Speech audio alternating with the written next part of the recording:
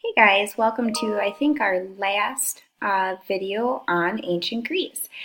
So where we picked up, we were discussing Athens and Sparta, or we were discussing Athens and how they were the number one city-state in Greece after the Persian Wars. And we said that as Athens was doing really well, they also started abusing their power in some ways. They started doing things that really the city-states are not supposed to do. So we said Pericles kind of took a king's role and started demanding things from the other city-states that wasn't fair. And we said that the other city-states are going to question this. Kind of looking at why does Pericles have all this power? And we said most notably, Sparta is going to be the one that takes the lead on this. Okay, so as time goes on, Sparta is going to decide that they're going to be that strong personality. So they're going to go city-state to city-state, and they're going to create an alliance, a team. Okay, and their primary goal is to defeat Athens and get rid of Pericles. Okay, so what they're going to do, they're going to attack Athens. This is their goal. Okay, so in 431 BC, war breaks out between the two most powerful city-states in Greece. Okay, Sparta as a city-state has allies all around Greece, and Athens is going to have their city-state plus a few allies as well. So war is going to break out, and they're going to continue on till about 404. So again, these are very long wars. So it's not a year or two. We're looking at about 25 years. Okay, and when war breaks out, we know that the city-states are going to be completely divided. So this is going to become known as the Peloponnesian War, because most of the fighting is going to take place on that Peloponnesian Peninsula. So if we're looking at this map, it's really just showing our alliances. So in purple, that's Athens and their alliances. So we can see they're pretty spread out. And then we have Sparta and their alliances. Okay, now if your goal is to take out Athens, Sparta is going to have the advantage because they're kind of surrounding the main point of where Athens is, and they're going to use that to their advantage.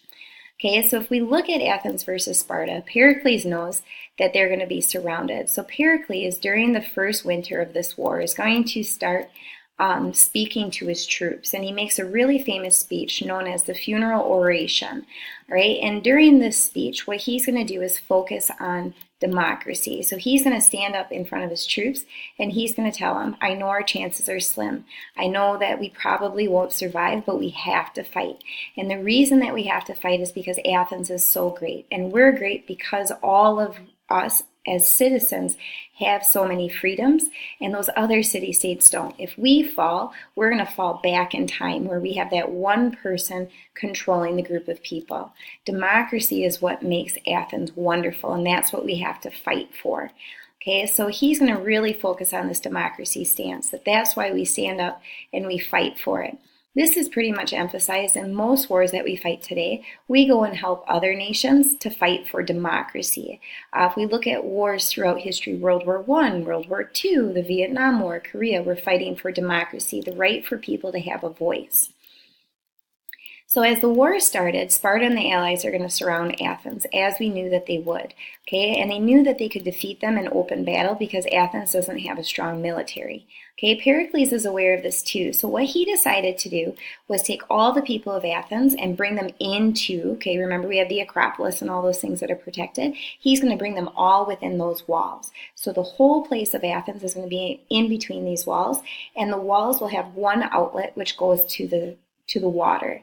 Okay, and the reason they have that outlet is so those supply ships can get in. Okay, so as those people are protected by the walls of the city and they're guarded and they're still getting in supplies, Pericles believes that he can win this way. Okay, Sparta doesn't have a navy, so there's no way that they can take out those ships. Okay, so this idea for Pericles is going to work for about 2 years, so Athens is going to be safe. Now, if you take 200,000 people and you put them all into a really small area, that's going to work for a while, but the problem with living in small areas is that disease can run rampant. It's dirty, it's unclean, and that's exactly what's going to happen to Athens. So disease is going to break out, it spreads rapidly across that area of Athens, and it's going to wipe out about 1/3 of its people, including Pericles. Pericles dies of disease at this time, so this leader who has all these ideas is now gone. So what is Athens going to do now? Okay, Sparta in these 2 years is going to say, well, how are we going to defeat Athens? We need a navy, but we don't have the resources to get it. Okay, so what Sparta is going to do, okay, they're going to look to all of their advantages, okay, and they're going to decide to make a deal. And who are they going to make a deal with?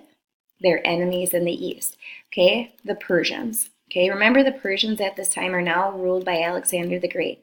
Sparta decides to make a deal with them. Okay, they need, okay, to build up a navy. So they decide that they're going to give Persia land in Anatolia if they win, in return for enough gold to build ships. Okay, Alexander the Great is going to latch on to this because in Alexander's mind, he knows that eventually he's just going to take over Greece anyway. So he makes this deal. Okay, so during this time, Athens is going through some struggles. Okay, they have some unrest. They lost their leader.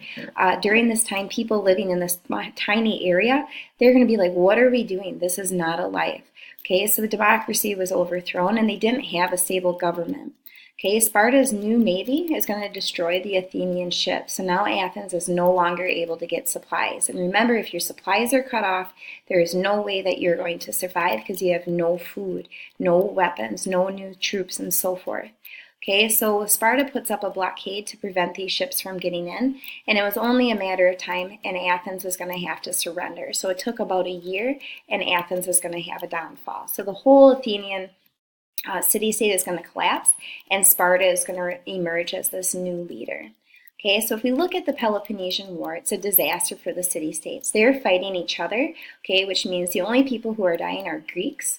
Okay, their land, okay, is going to be ruined. The governments are divided, they're weak. Okay, nobody trusts each other because if everyone turned on Athens, why wouldn't everyone turn on Sparta?